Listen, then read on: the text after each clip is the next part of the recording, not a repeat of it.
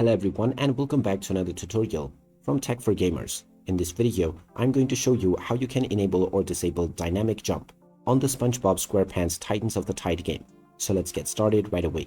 First of all, open up SpongeBob SquarePants Titans of the Tide on your device, and after you are taken into the homepage, if you wish to enable or disable dynamic jump, just click on Settings. Now from the Settings page, you will need to go into Accessibility, which is the last option at the left side. Now within these settings, you will see the dynamic jump. You can use the left or right arrow to toggle it on or off. After choosing your desired setting, click on the Apply Change button at the bottom or press the Enter button on your keyboard. You can now start enjoying your game right away with dynamic jump, and you can change this setting at any point of time by going back into Settings, and from Accessibility, once again you can make your desired setting.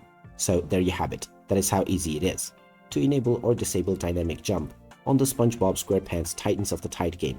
If you find this video helpful, don't forget to hit that like button and subscribe to our channel for more useful tips and tutorials. Thanks for watching, and I will see you again in the next one.